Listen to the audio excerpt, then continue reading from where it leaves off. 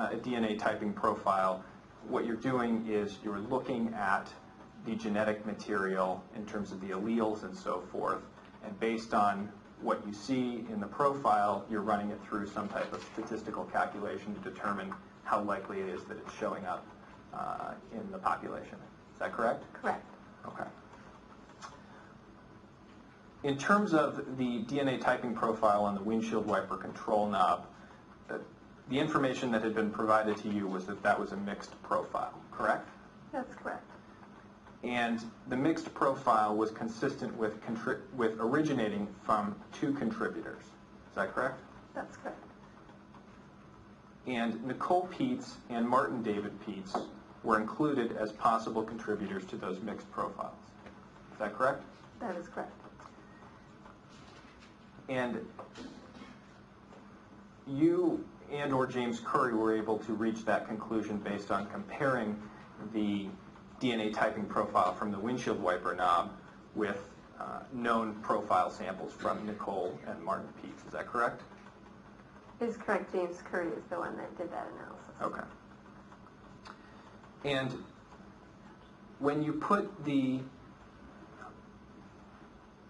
information regarding this genetic profile from the windshield wiper control knob into your statistical calculation process, I guess I ask you, is this a computer system? It is. Okay. When you put it into the computer, the conclusion you reached was that based on the U.S. population, it is estimated that 1 in 14 individuals is a potential contributor to the profile from the windshield wiper control knob. Is that correct? That's correct. And there were some other profiles that you looked at throughout the JETA in terms of different places in the JETA. Is that right? For the statistical purposes, yes. Correct. The windshield wiper control knob, in terms of the strength of the profile and the ability to narrow down the potential contributors, is it safe to say that that was by far the weakest profile as compared to the other profiles in the car? As compared to the other ones that I looked at for statistics, it was the lowest, yes. Okay. For instance, if we look at the inside steering wheel on stitching, when you ran the numbers on that, it was estimated that 1 in 13,000 individuals was a potential contributor to that profile. Is that correct? That's correct. But for the windshield wiper control knob, it was 1 in 14. That's correct. And so, just so we understand what that means that if we took 14 random people from the U.S. population, one person out of those 14 individuals would be just as likely to have contributed to this profile as Nicole or Martin Pietz. Basically, yes. And in terms of the various profiles that you looked at here in statistical calculations, each one of them was different. Is that correct? That's correct. And they're different because of the strength and because of the number of alleles that you see in the genetic profile. Is that correct? That's correct.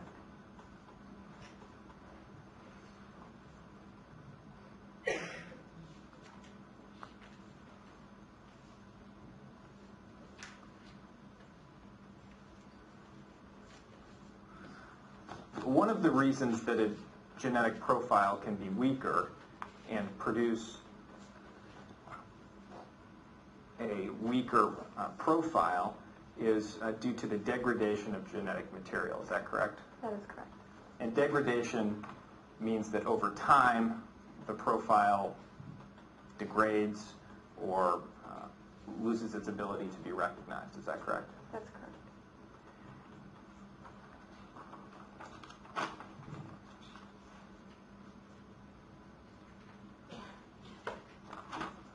I don't have any other questions. Ms. Woodard, Council was just asking you about degradation. Is that the only reason you might find a low level of DNA is from degradation? No, it's not. What are other factors that contribute to whether or not a person leaves a large amount of DNA at a particular location? It depends on many, many factors. The original amount of DNA that is deposited is the main factor, probably, but there are many things that affect that level as far as the surface, the type of surface, the porosity of the surface, the amount of DNA, or the amount of cells that are shed by certain individuals definitely can vary based on a lot of different things. Also, other environmental conditions or conditions that may come in contact with that area subsequently to the deposition of material, such as something else sloughing it off. So a low level of DNA doesn't necessarily tell you that that DNA was deposited a long time ago. Correct. Let me talk a little bit about mixtures, since Council was asking you about, I believe, a mixture that was found by Mr. Curry on a windshield wiper control knob. And just to be clear, you did not do that initial work, is that right? That is correct. And Mr. Curry, is he with the crime lab anymore? He is not. He works elsewhere? Yes, he does. So what's your understanding of what a mixture is? A DNA mixture is a sample that has been obtained from more than one individual's DNA. In the case of the windshield wiper control knob, at how many locations was there enough DNA that you could count it in your statistical analysis that you just testified to? I'd have to refer to the, I'd have to refer to one of James's Sure, pages. go ahead. Sure.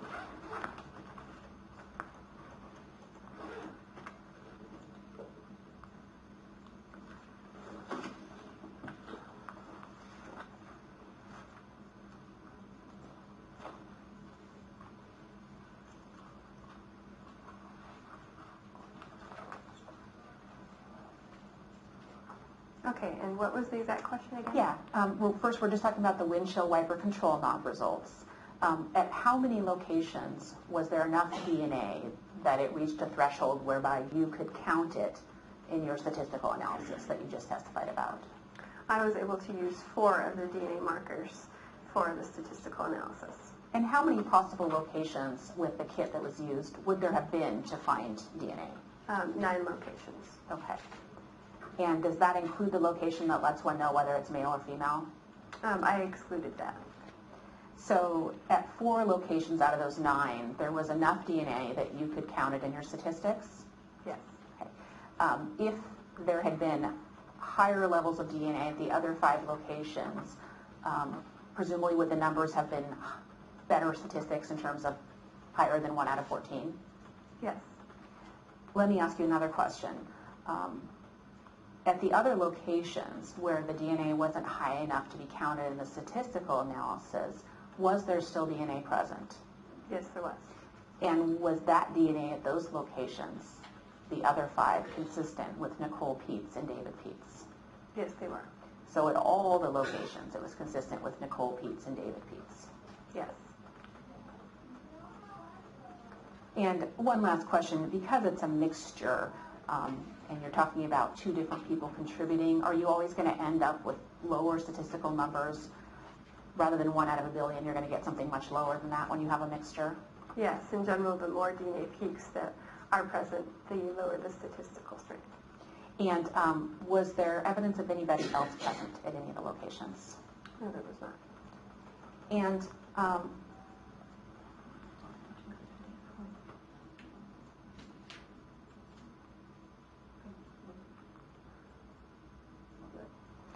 let's talk about another item that Mr. Curry found a mixture. Did Mr. Curry also find a mixture on the steering wheel? Yes, he did. And I want to ask some similar questions about that. At how many locations was there enough DNA that you were able to count it in your statistical analysis on the steering wheel? 7. And based on using the DNA at those 7 locations, what were the numbers that you got for your results on the steering wheel? I have to refer back to my report. Hang on.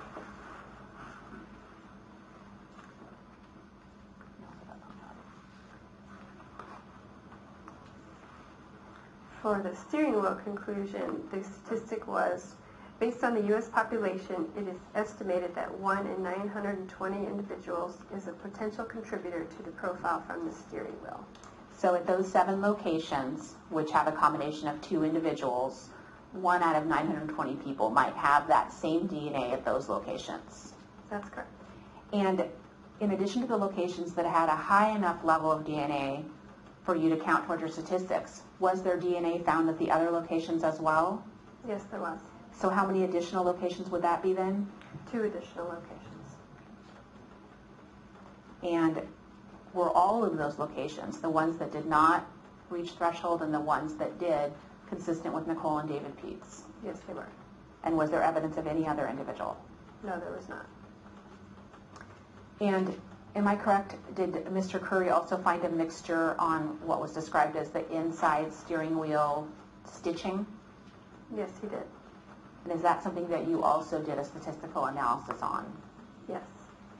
And how many locations was there enough DNA that you could count it in your statistics? 9 locations. And what were the results you got for that? The statistic generated for that was, based on the U.S. population, it is estimated that 1 in 13,000 individuals is a potential contributor to the profile from the inside steering wheel on stitching. And were there additional locations that didn't meet threshold but which there was DNA? Not in this sample, no. Okay. And of the steering wheel, inside steering wheel stitching, was that consistent with Nicole and David Pietz again? Yes, it was. And in fact, is it correct, had Mr. Curry found a major profile for the inside steering wheel? I'm sorry, can you repeat the question? Did Mr. Curry find a major profile on the inside steering wheel? No, he did not. Okay. Let's talk about a couple of other things that you did statistical analysis on. Were you asked to do statistical analysis on the results that Mr. Curry got for the gear shift sample? Yes, I was. And did Mr. Curry get a full profile for the gear shift sample? He did, yes.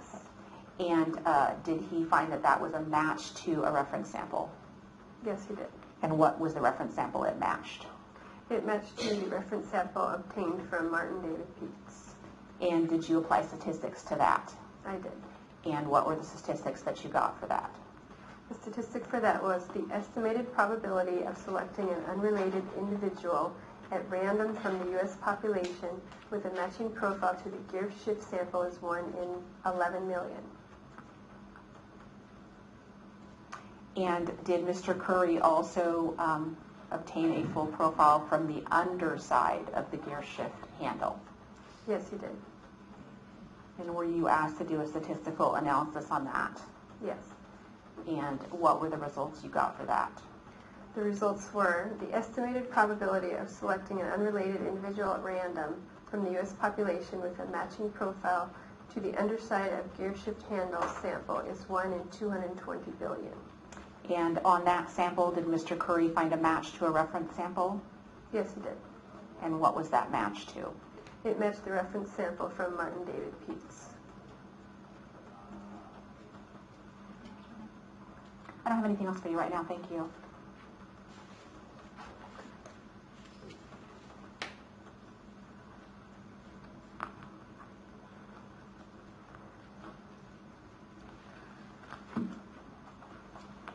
Ms. Woodard, in terms of the threshold for being able to make a call at a particular allele, you were asked about seeing evidence of genetic material that was below that profile. Is that correct? That's correct. Okay. But the crime lab has still established these threshold levels for a reason. That's correct. Okay. And you're instructed not to make a call on a particular allele and therefore included in the statistical calculations and identification procedures unless it goes above 150, correct? There are different guidelines for the DNA that falls below and rises above, yes. I'm sorry, there are different guidelines for conclusions that we can make on the DNA that falls below a threshold or rises above threshold. But 150 RFU is the threshold, correct? 150 RFU is the threshold for certain things, which is assigning statistical weight to the DNA profile. I don't have any other questions. Nothing further. Thank you very much. Thank you. Okay. Our next witness. Which will be who, counsel?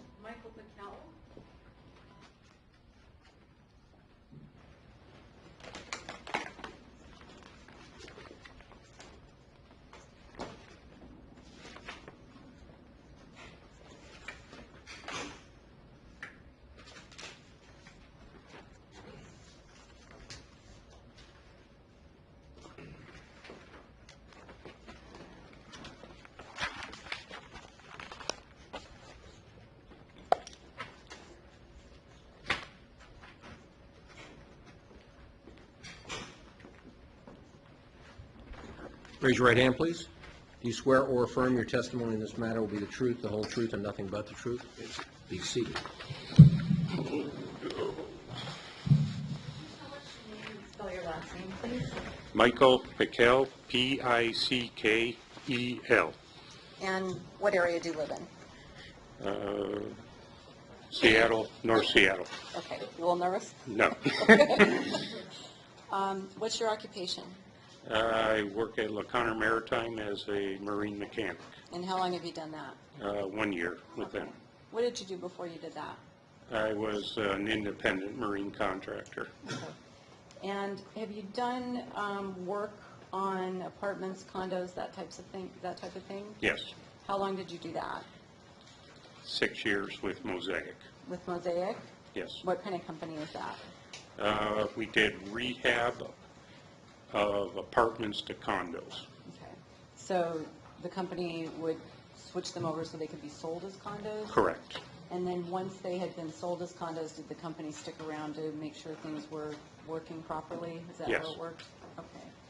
Did you ever work on a condo complex in Linwood at 15415 35th Avenue West? The Brio condos? Yes. Okay. And do you remember approximately what year that was? 2005 and 6. It was a big project. Okay. Tell us what you did there. I was a superintendent. Okay, so what did that involve? What did you have to do? I coordinated the construction process to renovate the units into condos. In the course of doing that work, did you meet David and Nicole Pietz? Yes. And how did you meet them? One in terms of warranty work in their unit after they purchased it, and then on a personal note, after hours walking our dogs. Okay. And who would you walk dogs with? Occasionally both, but usually Nicole. How long would you say that you knew them, the two of them? Very short time, couple months, Okay. And which one did you have more contact with?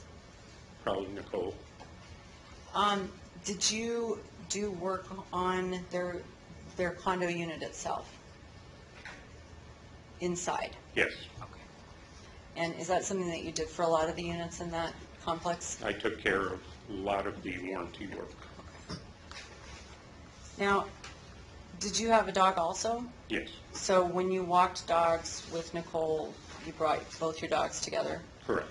And did they have play dates together, or did they like each other? Never anything coordinated. It was just end of the day. Okay. So how did that work exactly? Would you set it up in advance, or? No.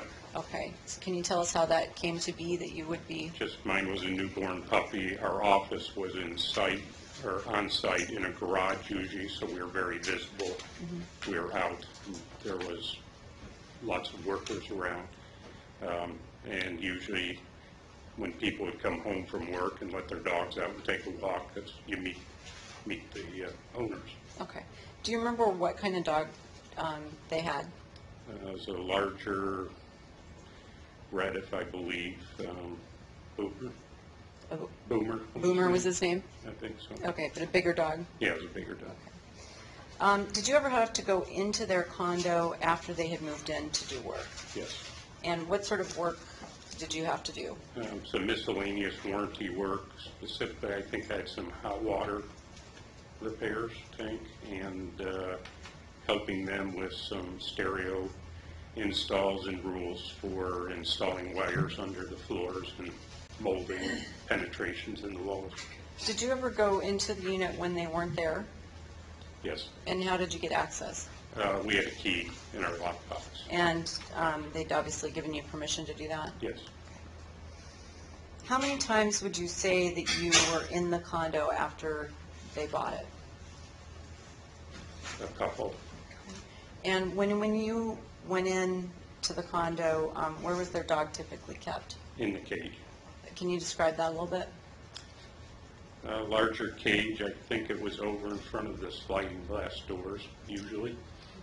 And he couldn't get out of it? No, Okay. Do you know why he was kept in there? just from talking, usually dogs chew or, Do you remember the last time you saw Nicole?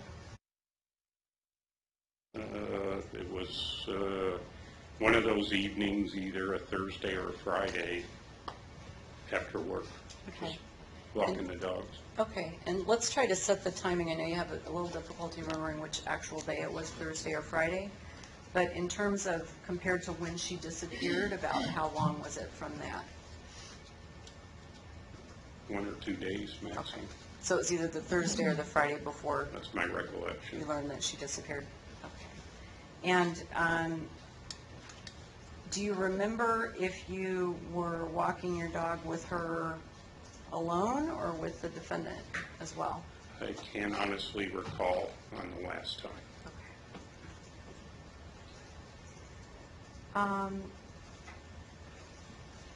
After that walk, did you ever see Nicole again?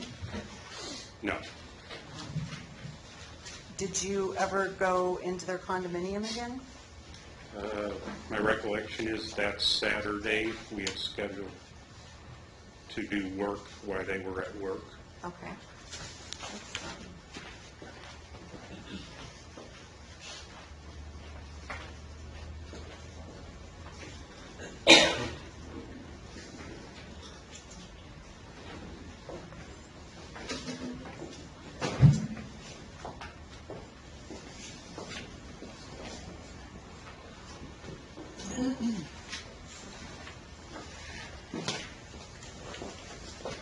Mr. Pickell, I'm going to show you what's been entered into evidence at State Exhibit 2. If you can get your bearings, this is the calendar of January 2006. Okay. So what Saturday would you have gone into the unit? My recollection is on the 7th. On the 7th? Correct. Are you sure about that? To the best of my recollection. Okay. But you believe that it was close in time to when she disappeared? Correct. Okay, like within a day? Yes. So if I were to ask you if it could have been the 28th, would that seem completely far off to you? I know it was a Saturday, and for sure. Okay, and you know it was within a day or two of when she disappeared? Correct. Okay, got it. I know it's been 7 years. Yeah. You're fine. Okay, I wanted to ask you about, and this is,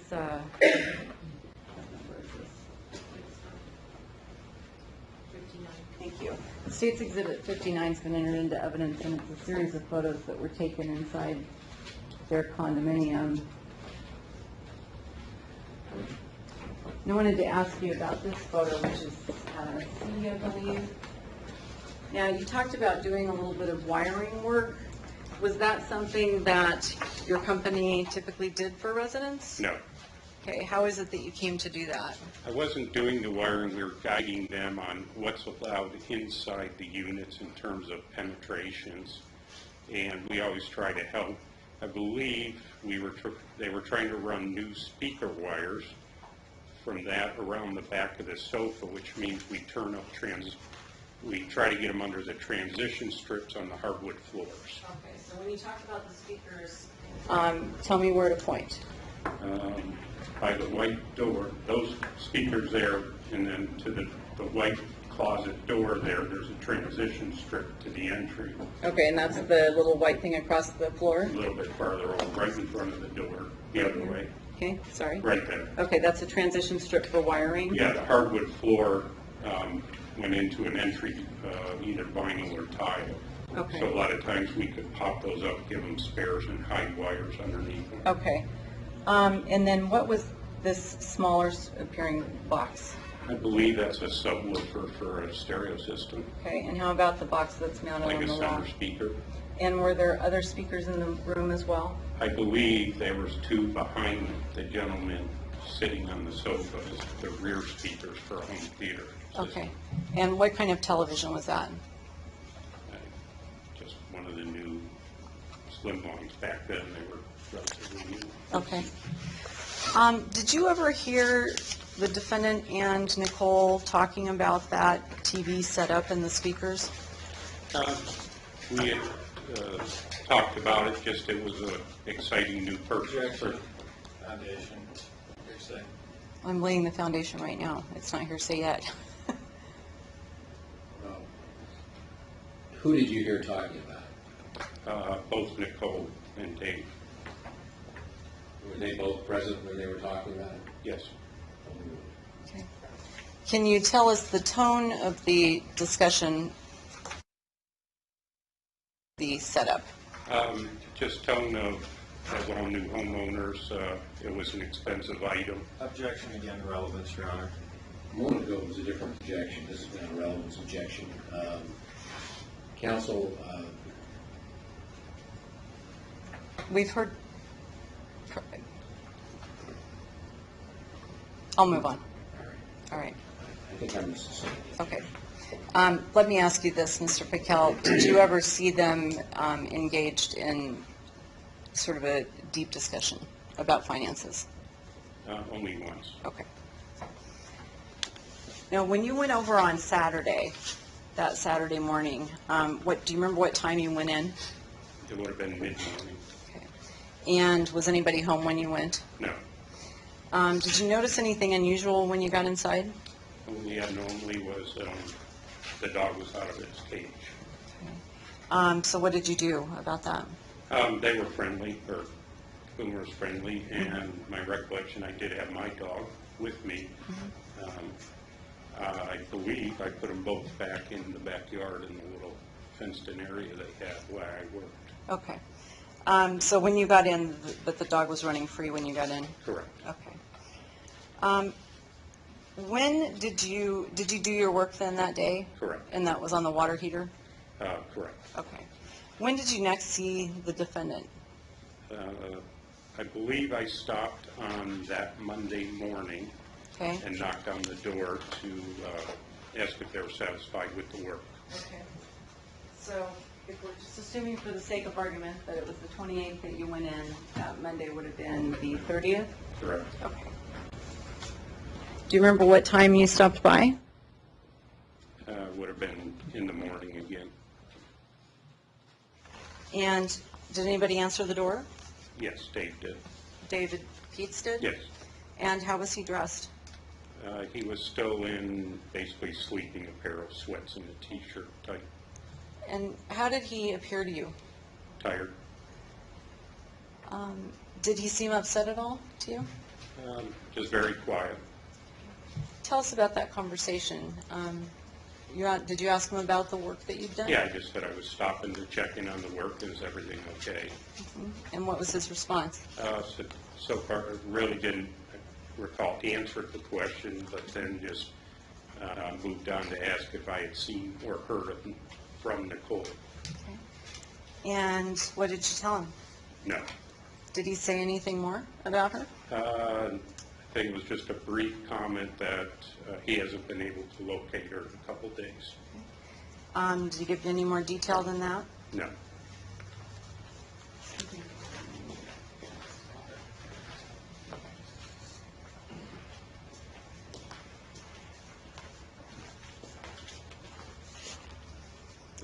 Did he ask you if Nicole had been home when you went in on Saturday? I don't believe so. Did he ask you to look around the complex for her? No. Did he ask you to check other units or residents in the complex? No. Did he ask you to keep an eye out for her car? You're not going to check a meeting. It's not suggesting an answer. It really isn't. She's, I think, covering the areas that there might have been questions about. And she can do that.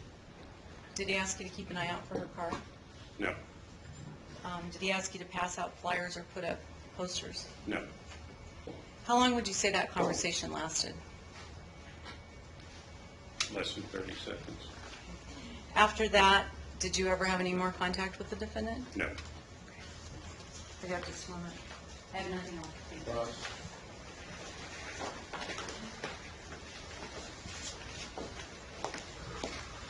Mr. Pietz, you said that a day or two before you were in the condo and around that same time that Nicole went missing, you had actually walked your dog with Nicole and her and David Pietz's dog. Is that true? I can't recall if it was with both of them or just Nicole. Okay. Haven't you previously said to detectives that you walked the dogs on the Thursday night before Nicole went missing with both David and Nicole? If that was if I said that, that was during a phone interview with a detective and I don't, according to him, that's what I said. I don't recall exactly that being the answer. Okay. You remember speaking with a detective back in March of 2006? Correct. Over the phone? Mm-hmm. Okay.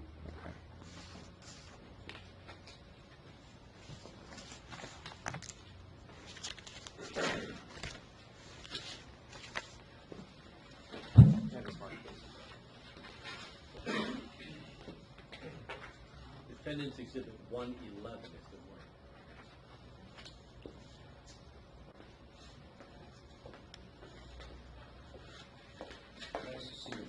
Yes.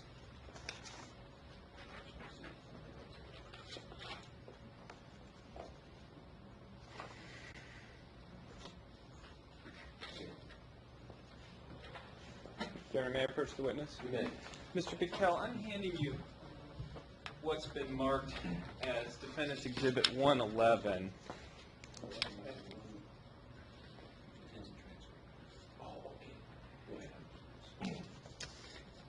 And this is a follow-up report written by a detective. And I will ask you to take a look at the bottom of the first page there. Okay. And review that, and let me know when, say, you've gotten to the bottom of the page.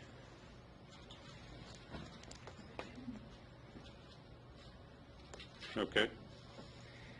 And does that refresh your recollection as to whether or not you previously told detectives that you walked the dogs with both David and Nicole Pietz on Thursday evening before Nicole disappeared? According to this, that's what I said, yes, to him. I don't recall specifically saying that to him. It was a phone conversation when I was driving home on my cell phone. But do you acknowledge that it appears that that's what the detective heard you say? That was his interpretation, yes. All three of you walked the dogs together? Yes. And that would have been on Thursday night, January 26th, 2006. And that would have been correct. I want to talk to you a little bit about the layout at the Brio condos where Nicole and David lived and where you were employed as the construction superintendent. These were condos where there was a single building, or they were composed of single buildings, and there were multiple units in each building. Is that right? Correct. And some of the condo owners had garages where they could park their cars. Is that correct? Correct.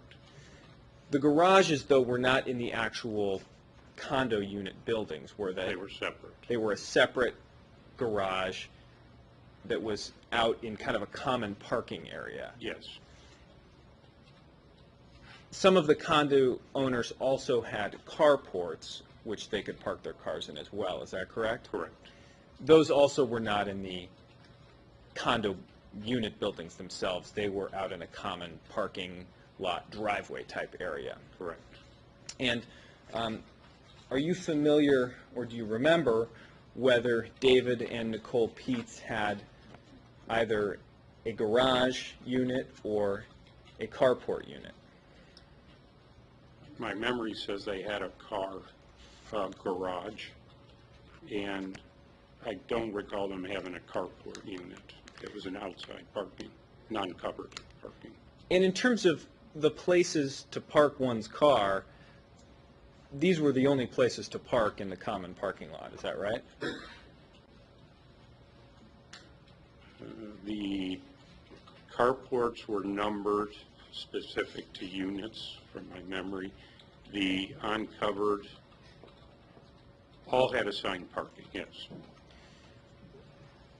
And do you remember generally where David and Nicole's garage unit and carport were located with respect to their condo?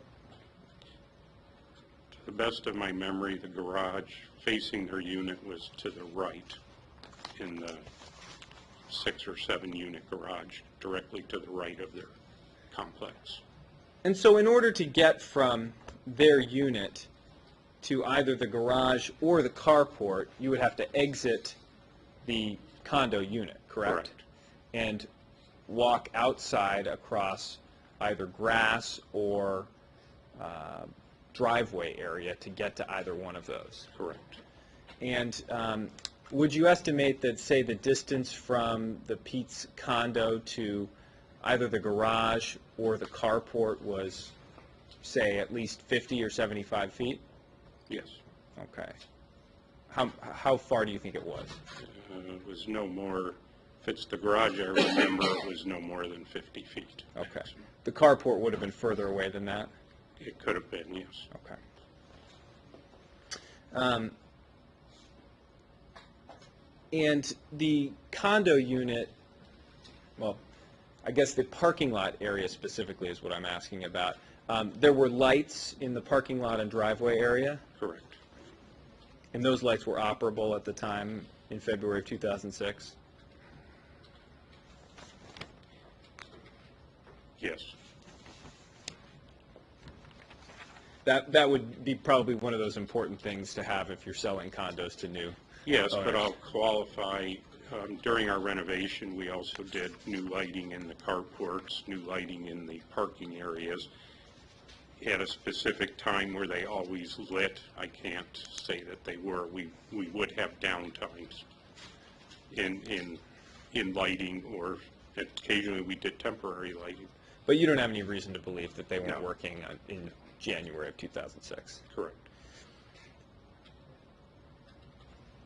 Just a couple of clarifying questions about the work you were doing on the condos.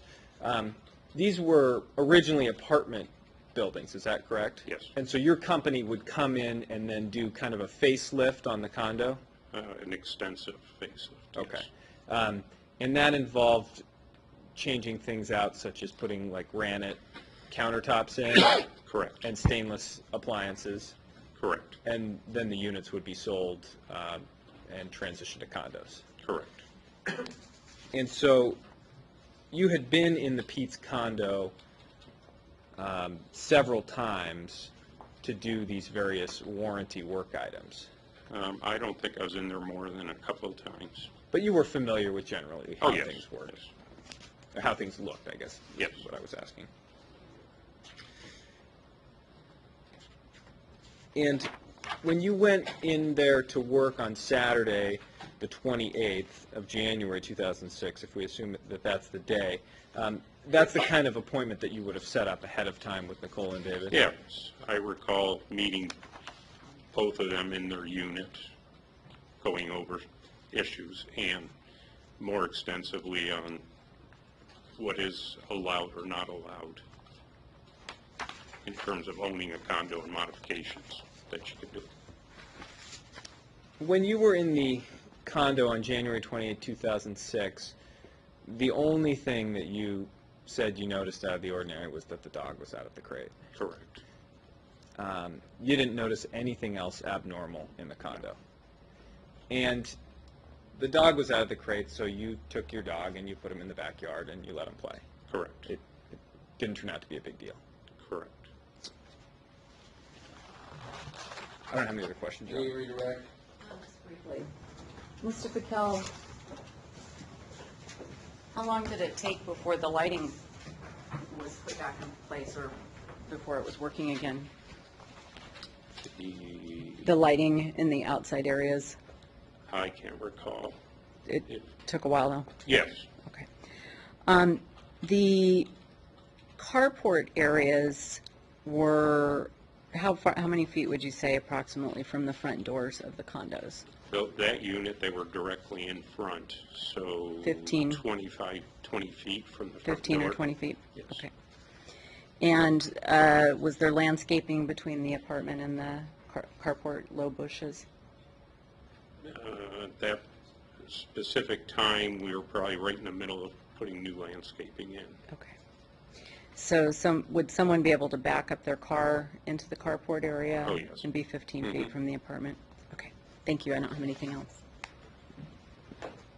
Mr. Pietz, did you just say that the carport was 25 feet from the front door of the condo? It's directly in front, and it's a very short walk to the front door from carports, I believe, on that unit. Okay.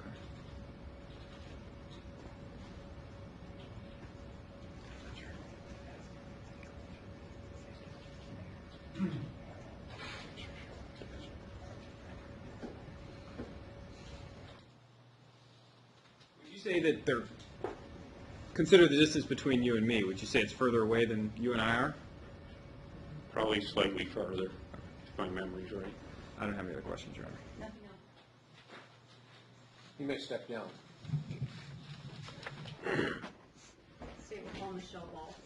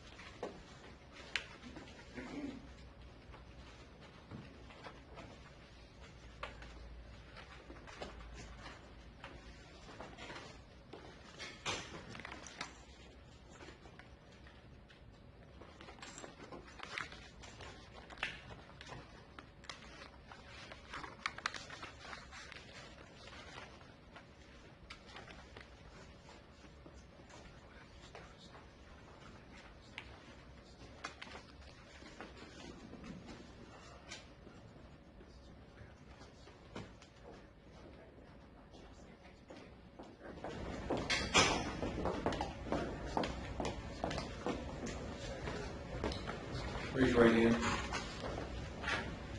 Do you swear or affirm your testimony in this matter will be the truth, the whole truth, and nothing but the truth? Proceed.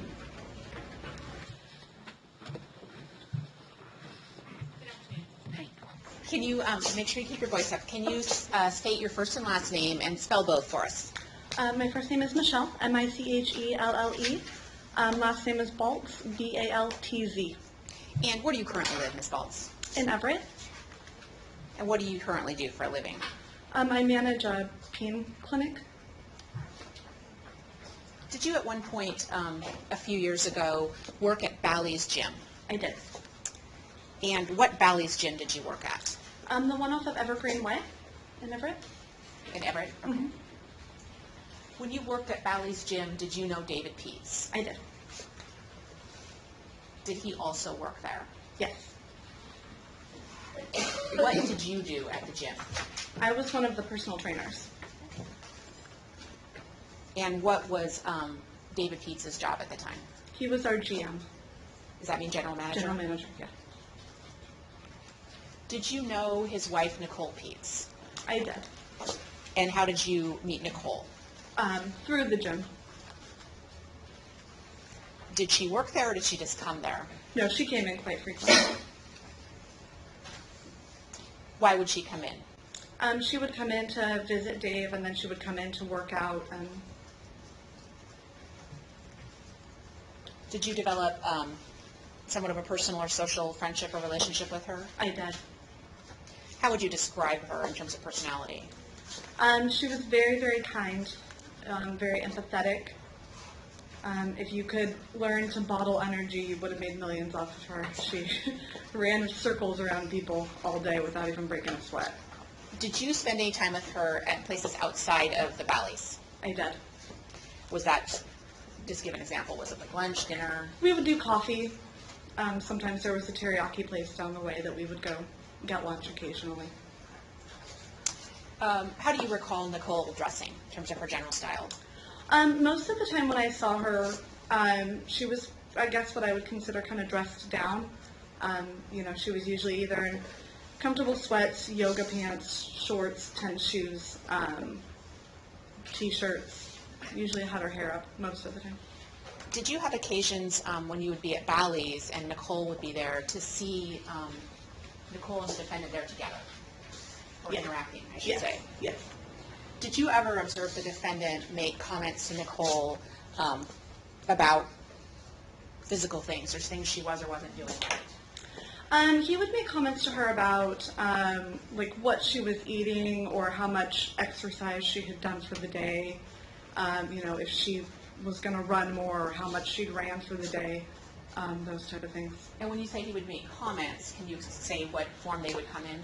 Well, he would ask her, have you ran today, or you're going to run later today, right? Or, those type of things about her wanting to elaborate on the amount of physical activity she'd done for the day.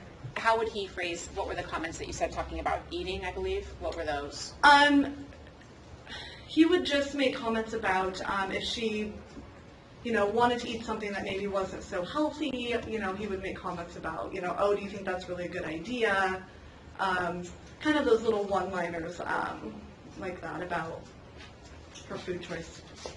Did he ever comment on her physical appearance in terms of, I don't know, hair, makeup, body, things like that? He would make comments about,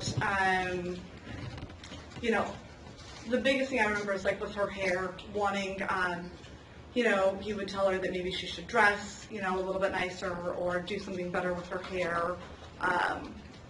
Those type of kind of generalizations. Did you have a chance to observe whether any of those comments or questions affected her demeanor in any way? Your Honor, objection irrelevant. You may answer the question yes or no, whether you observed. Yes.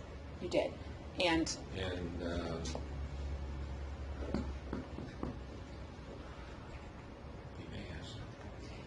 what, and again, I don't want you to talk about things she said, but how did you observe it affecting her demeanor? It definitely was very apparent that after those comments came, she would kind of cower, kind of retreat, and kind of, she became very quiet and usually would remove herself from the situation. It became very apparent that she was embarrassed. You said that she came to the gym a lot or all the time to work out. Mm-hmm. And I shouldn't say work out because I think you said sometimes she came to see Dave and sometimes she came to work out. How often do you think she would come to exercise or work out? It wasn't out of the norm for it to be at least twice a day. There were a few occasions where I witnessed it more than that, but at least once or twice. Did you ever observe the defendant making comments, negative comments about Nicole's truthfulness? Yes. What were those? He would call her, excuse my language, but he'd call her a fucking liar. What was the context of those comments, if you remember? I don't remember the context. I just remember it happening in kind of a group employee setting in front of multiple employees at the gym. Did you observe that kind of comment on more than one occasion? Yes.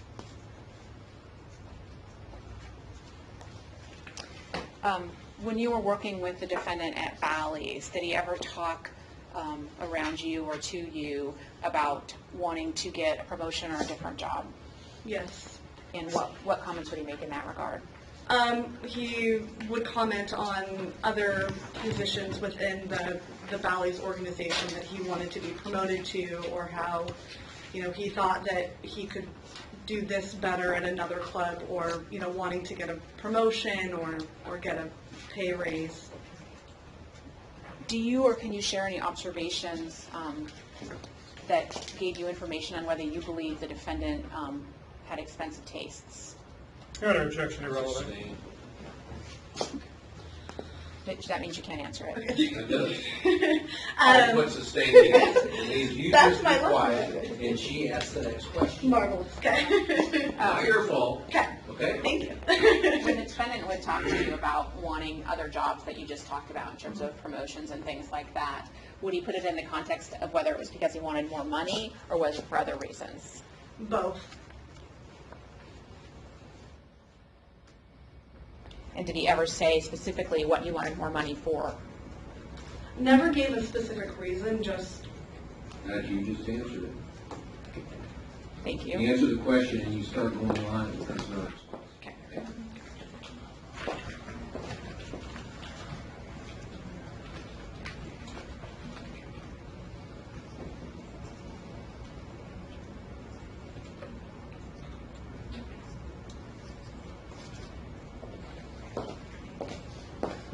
What were the other reasons that he would talk about things that he wanted money for? Your Honor, You I said believe there I was was other. I thought you just said she didn't know. She said there were that and other reasons. So I wanted to know what the other reasons were that he wanted the Well, I promotion. would say irrelevant also. I'm sorry? Stand objection, counsel. Okay. Thank you. I don't have any other questions. Ross? Spaltz, Ms. Pietz had a full-time job during the time you knew her, didn't she? Yes. She worked for AT&T, right? I don't recall. Okay. You worked at Bally's from 2000 to about, was it May of 2004? Correct. So these things that you're talking about between David and Nicole would have taken place before May of 2004, I take it? Correct.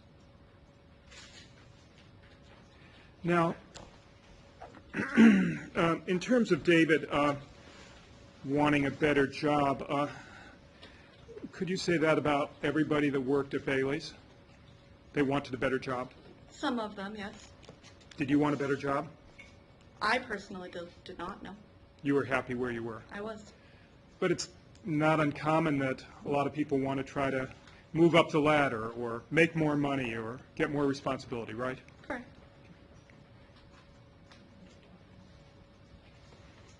Now,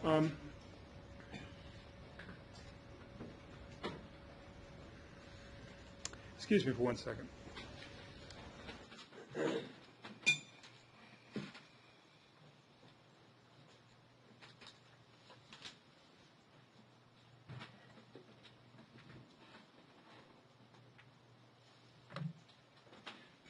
You were interviewed by the police in 2012, weren't you? Correct. Did you have a chance to review your statement to the police? I don't recall. Well, in the statement to the police, I couldn't find anywhere where you said David Pietz called his wife, I'll use a different word, a friggin' liar. I didn't see it in there. Oh, because it probably didn't come up in that interview.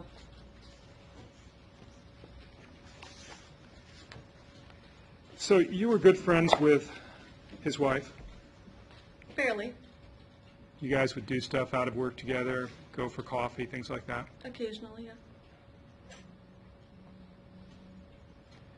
And you said it was a couple different occasions where he used this language with his wife in public? Correct. At the gym? Yes. He was a general manager at the gym. Correct.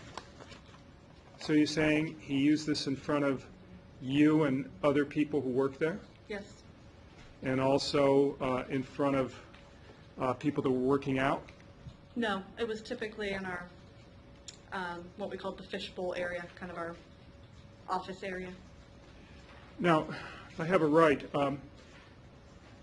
Nicole you said already, and I just want to jump off from this. Nicole worked at AT&T, right? Yes? Yes. So these conversations where David, you claim, is, using this language with Nicole, it's not like this is somebody that he would only see once a day or once a week or something like that. I mean, the two of them, as far as you knew, they lived together, didn't they? Yes.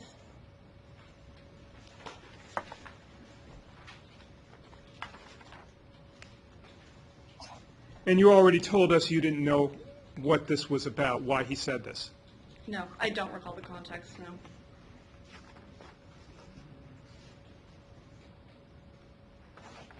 Well, I would suggest to you that it would seem to me it would be pretty important to a friend of Nicole to know why David is making these statements to her. I'm going to sustain that objection. Well, Can I clarify? no, There's no question in front of you, but Okay. counsel, you can save your closing argument. thank you. I don't have any further questions. May I have this mark?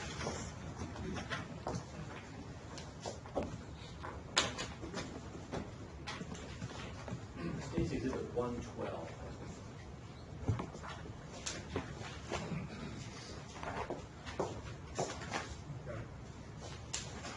Ms. Phelps, I'm going to show you State's Exhibit 112.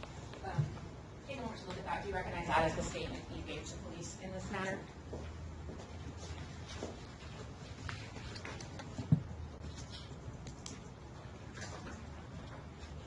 Yes. I'm going to have...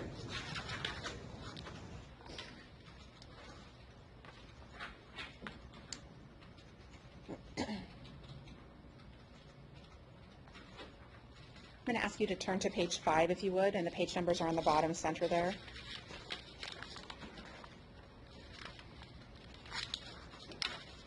And I'm going to ask you to read to yourself, not out loud to the jury, if you would, the bottom 4 paragraphs on page 5, going into the top 4 or 5 paragraphs on page 6, just to yourself, if you would.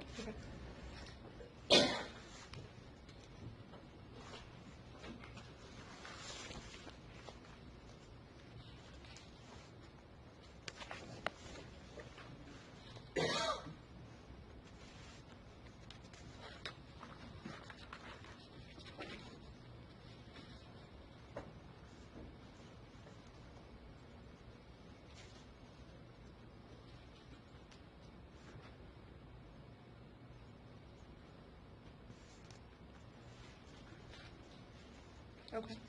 Did you tell police in that statement that the defendant didn't have any issue humiliating Nicole publicly? Yes.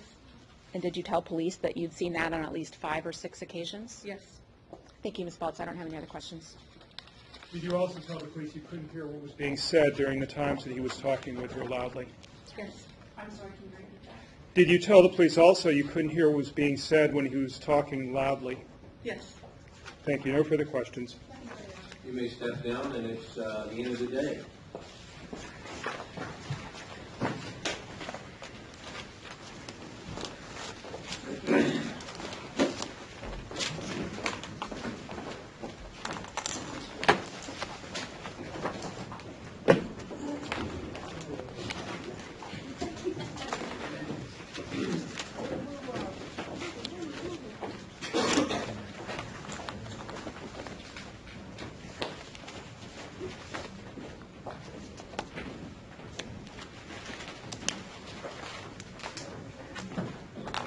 Jerry, could you let Hayden go? Have a seat. Anybody can go if they want, but...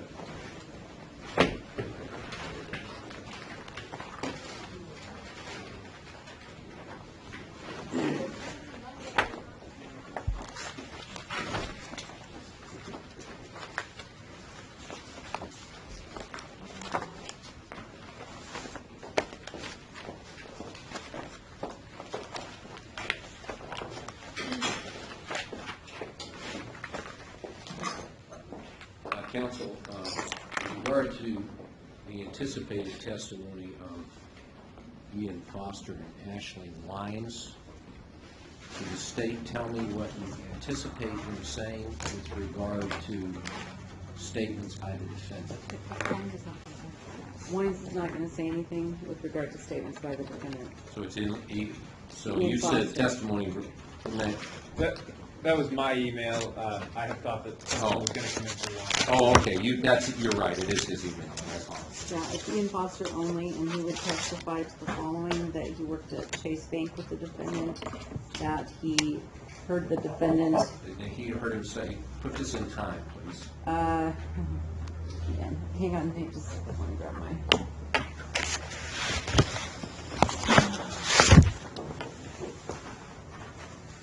It would have been within 1 year, less than, let's see, who's arrested. All right, hold on just a second. You may let them go there.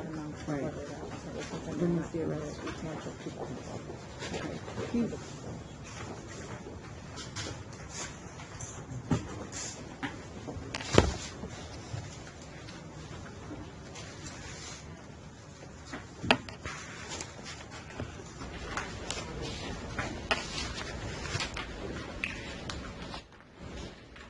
Is that all, Terry? Yes, sir.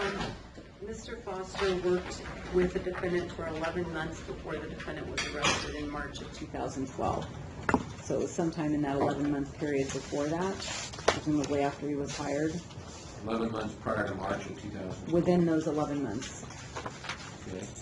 That the defendant told him that his wife had passed away. Mr. Foster later learned that she had been murdered. He heard the defendant say he calls the lead detective every year on the anniversary of his wife's death to see if there's any breakthrough in the case or information he can provide police. All right. Can you put that in a little context for me? He heard it. Conversations directly with the defendant? He heard it? He heard the defendant talking to a woman named Carla.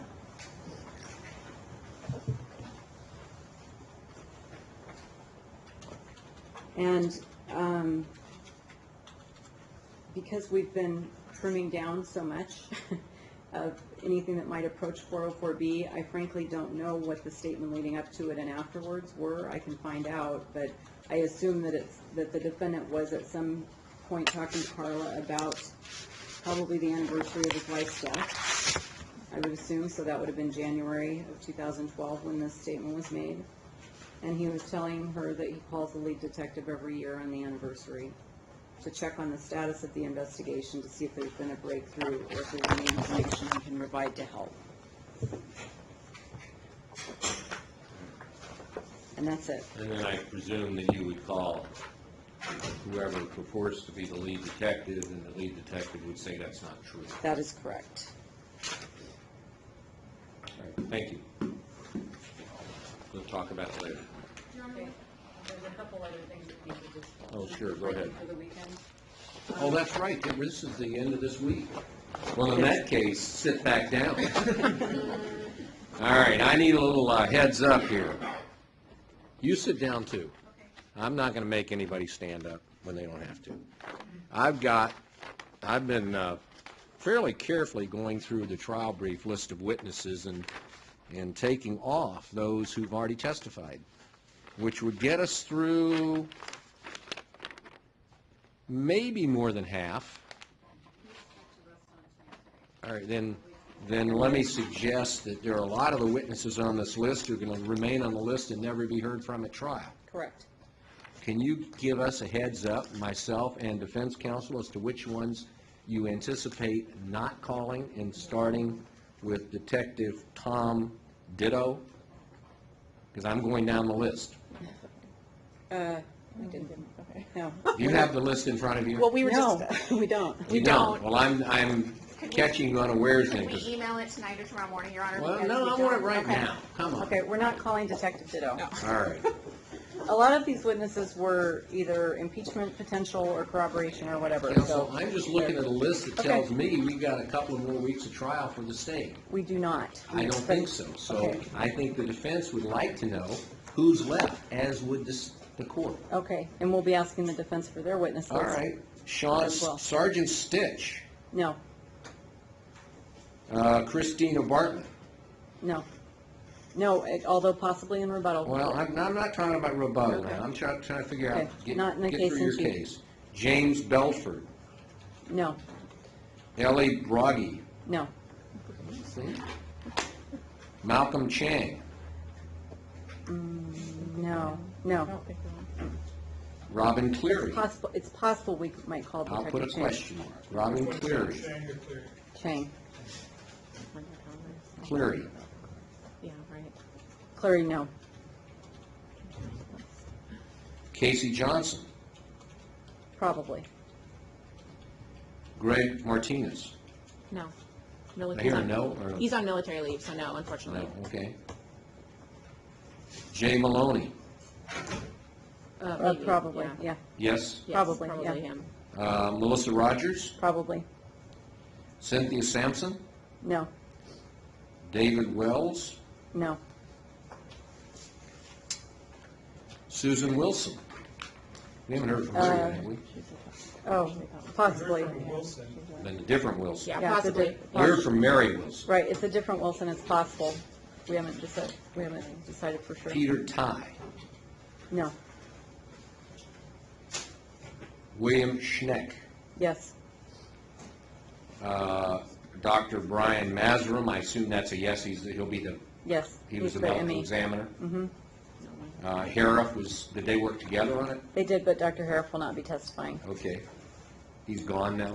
No, he's still here, he just doesn't, Dr. Mausrum did the autopsy. Okay. Kimberly Adams. No. No, Carly Arvine.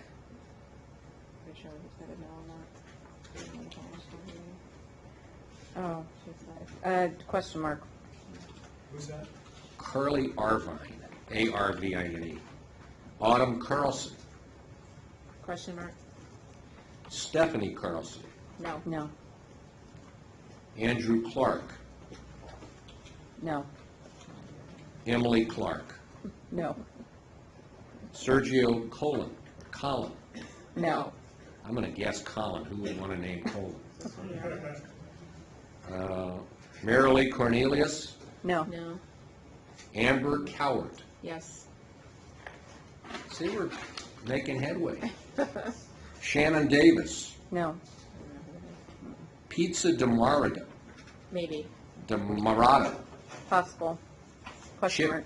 Chip Doty. No, Lisa Fenster. no, Tegan Fogg. no, Ian Foster. yes, Angela Garris. no, no, Carla Hansen. Yes. yes, Ernest Hayes. no, Jennifer Hyatt. no, Brittany Keller. Maybe. Karen Kennedy. no, Christina Knudsen. She testified. Oh, she did? I missed her. All right, I'll put a check. How I'm could, sorry. how could you, Honor? She was the recorded recollection. Well, that shows I don't record my recollection all the ways accurately, doesn't it? Denise Lear. Yes. Lisa Lochner. no, Megan Lovinger. no, Kaylin Mahala. no, Gordon Mitchell. no, Andrea Nell. yes, Josh Nye. no, Chuck Pardee. no, Pamela Schaefer. no, Yeah, I don't. I- Again, we're talking about our direct case, right? No. We're talking about our direct case, not rebuttal. Is that All right? right, that's correct. Okay, then no, no. Jennifer Simpson. no, Dawn Smith. no, Tova Vanderveen. probably not, but unclear, question mark. Bridget Wagner.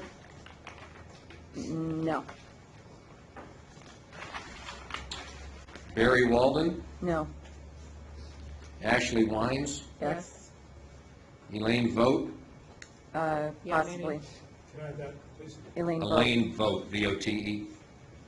Carla Zakowski. No, Then I've got Community Transit, Sam Rodlin. no, these Those were all were STIPs. STIPs. What's that? The rest Okay, of them are all that's STIPs. And the Department of Transportation was a stipulation too? Everything remaining has been a step. MySpace, 24-hour fitness records, all the records. Yep. And then I had Cynthia Zeller, print examiner. Did we hear from her? Yes, We already did. All right, so that's it. yep.